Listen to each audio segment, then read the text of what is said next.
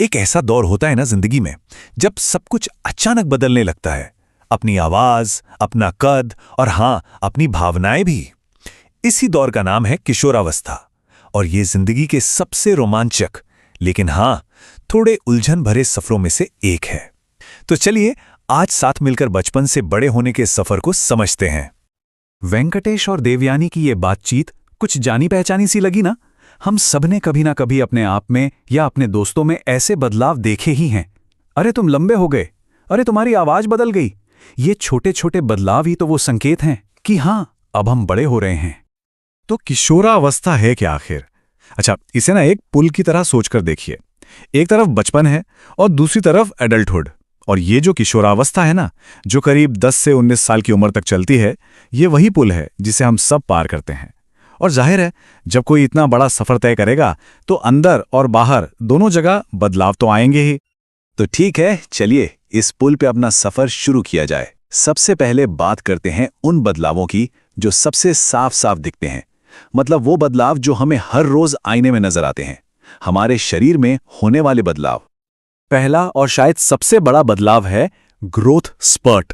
अरे याद है वो टाइम जब अपनी फेवरेट जीन्स अचानक रातों रात छोटी लगने लगती थी?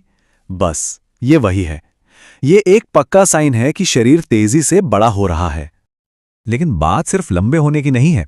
हमारा शरीर ना एक नए तरीके से शेप लेना शुरू कर देता है। लड़कों के कंधे चौड़े होने लगते हैं, सीना मजबूत होने लगता है। वहीं लड़कियों के शरीर में नए कर्व्स आते हैं जो उन्हें भविष्य के लिए तैयार कर रहे होते हैं। और फिर आते हैं वो बिन बुलाए मेहमान, मतलब ऑयली स्किन और पिंपल्स। पर घबराने की कोई बात नहीं। सच में लगभग हर कोई इस फेज से गुजरता है। इसके साथ साथ आर्मपिट्स और प्यूबिक एरिया जैसी नई जगहों पर बाल भी आने लगते हैं। ये सब बिल्कुल नॉर्मल है और बड़े होने की प्रोसेस का ही एक हिस्सा है। यहां एक बहुत जरूरी बात याद रखनी होगी। हर किसी का शरीर ना अपनी एक अलग घड़ी के हिसाब से चलता है। किसी में ये बदलाव जल्दी शुरू हो जाते हैं तो किसी में थोड़ा देर से। इसका कोई सही या गलत टाइम नहीं होता। तो अगर अपने दोस्त अलग स्पीड से बदल रहे हैं तो टेंशन लेने की कोई जरूरत नहीं है। ये जो फर्क है ना, यही तो हमें यूनिक बनाता है।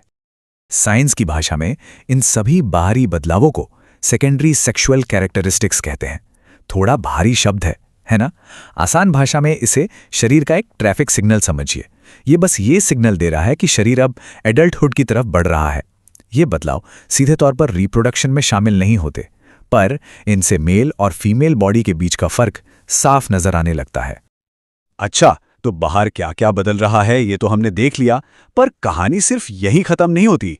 अब चलिए जरा अंदर की दुनिया में झांकते हैं और देखते हैं कि इमोशंस और सोशल लेवल पर क्या क्या हो रहा है। कभी ऐसा महसूस होता है कि इमोशंस एक रोलर कोस्टर पर सवार हैं। एक पल में लगता है कि दुनिया जीत लेंगे और अगले ही पल सब कुछ खराब लगता है ना? या फिर हर छोटी बड़ी बात पहले से ज्यादा गहरी महसूस होती है? अगर जवाब हां है तो ये बिल्कुल नॉर्मल है। ये किशोरावस्था का एक बहुत बड़ा हिस्सा है। तो इन तेज भावनाओं से भागने की जरूरत नहीं है, बल्कि इन्हें संभालना सीखना है। इसे ना एक इमोशनल टूल बॉक्स की तरह समझिए। जब मूड ऊपर नीचे हो तो म्यूजिक या कोई गेम एक अच्छा टूल हो सकता है। जब अपनी पहचान को लेकर सेंसिटिव महसूस करें तो उस एनर्जी को किसी क्रिएटिव काम में लगा दें। और जब दूसरों की मदद करने का मन करे तो किसी सोशल काम से जुड़ जाएं। मतलब बात बस इन तेज इमोशंस को एक सही डायरेक्शन देने की है। लेकिन ये जो सारे शारीरिक और इमोशनल तूफान चल रहे हैं, इनकी वजह क्या है? इसका जवाब ना बहुत सिंपल है और वो एक ही शब्द में छुपा है, हॉर्मोन्स। हॉर्मोन्स को ना अपनी बॉडी की फिल्म का डायरेक्टर समझिए। ये वो केमिकल मैसेंजर्स हैं जो शरीर के हर हिस्से को बताते हैं कि अब क्या करना है और कब करना है। और किशोरावस्था के दौरान ये डायरेक्टर्स बहुत बिजी हो जाते हैं। हमारे विकास से लेकर हमारे शरीर के आकार और हां, हमारे मूड और बिहेवियर तक सब कुछ यही कंट्रोल करते हैं।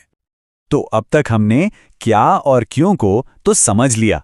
अब आते हैं सबसे जरूरी सवाल पर, कैसे? इस शानदार सफर को हेल्दी और हैप्पी तरीके से कैसे पार किया जाए? तो पेश है एक पर्सनल एक्शन प्लान। एक मजबूत और हेल्दी टीनेज के लिए ना 4 पिलर्स की जरूरत होती है। पहला, शरीर को सही एनर्जी देने के लिए बैलेंस्ड न्यूट्रिशन। दूसरा, फ्रेश और कॉन्फिडेंट फील करने के लिए पर्सनल हाइजीन। तीसरा, बॉडी और माइंड को फिट रखने के लिए फिजिकल एक्टिविटी। और चौथा, जो कि बहुत जरूरी है, जो चीजें नुकसान पहुंचा सकती हैं उन्हें ना कहने की हिम्मत। हमारा शरीर उस एडल्ट को बना रहा है जो हम आगे चलकर बनेंगे, और इसके लिए सही फ्यूल की जरूरत है। तो प्रोटीन और कार्ब्स को अपनी एनर्जी का पेट्रोल समझ लीजिए। दूध और दही से मिलने वाला कैल्शियम मजबूत हड्डियों की ईंटें हैं, और पालक जैसी सब्जियों से मिलने वाला आयरन वो हमारे खून को हेल्दी रखकर हमें ताकत देता है। अच्छा फील करना ना अपना ख्याल रखने से जुड़ा है। पर्सनल हाइजीन जैसे कि रोज नहाना हमें इन्फेक्शन से बचाता है और कंफर्टेबल महसूस कराता है। लड़कियों के लिए मेंस्ट्रुअल हाइजीन का ध्यान रखना सिर्फ हेल्थ के लिए ही नहीं बल्कि कॉन्फिडेंस के लिए भी जरूरी है। और हाँ, सैनिटरी प्रोडक्ट्स को सही से डिस्पोज करना यह अपनी और एनवायरनमेंट दोनों की रिस्पेक्ट करने जैसा है। तो चलिए थोड़ा एक्टिव हुआ जाए। दौड़ना हो, नाचना हो या कोई भी खेल खेलना हो, रेगुलर एक्सरसाइज हमारे शरीर और दिमाग दोनों के लिए मैजिक की तरह काम करती है। ये सिर्फ हमें फिट बनाती है और स्टैमिना बढ़ाती है, बल्कि ये मूड को अच्छा करने और स्ट्रेस को दूर भगाने का भी सबसे अच्छा तरीका है। और ये सब हमें किशोरावस्था के सबसे बड़े सबक पर लाता है, वो है अपने फैसलों की ताकत। एक लाइन है जो इस बात को बहुत अच्छे से बताती है, हमारी सेहत और हमारा भविष्य हमारे हाथों में है, इसे समझदारी से चुनना होगा। और ये बात तब और भी सच हो जाती है जब मामला नुकसानदायक चीजों का हो। जरा एक बार अपने फेफड़ों के बारे में सोचिए, हेल्दी और पिंक, जो हमें जिंदा रखने के लिए लगातार काम कर रहे हैं। अब सोचिए कि जब उन्हें सिगरेट के धुएं का सामना करना पड़ता है तो क्या होता है। जो नुकसान होता है वो बहुत भयानक है। ये तस्वीर एक कड़ी चेतावनी है कि स्मोकिंग जैसी चीजें हमारे शरीर पर कितना बुरा असर डाल सकती हैं।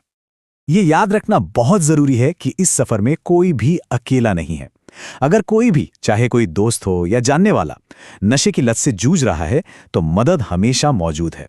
ये जो राष्ट्रीय हेल्पलाइन नंबर है, ये एक लाइफलाइन की तरह है। और याद रखिए, मदद मांगना कमजोरी नहीं है, बल्कि ये सबसे हिम्मत वाले कामों में से एक है। तो आखिर में किशोरावस्था सिर्फ बदलावों का एक दौर नहीं है, ये वो वक्त है जब हम उस इंसान की नींव रखते हैं जो हम आगे चलकर बनेंगे। सवाल ये नहीं है कि हमारे साथ क्या होगा, बल्कि सवाल ये है कि हम क्या बनाएंगे। क्या हम हेल्दी आदतों, पॉजिटिव सोच और समझदारी वाले फैसलों से एक मजबूत भविष्य बनाएंगे? इसे बनाने की ताकत हमारे ही हाथों में है।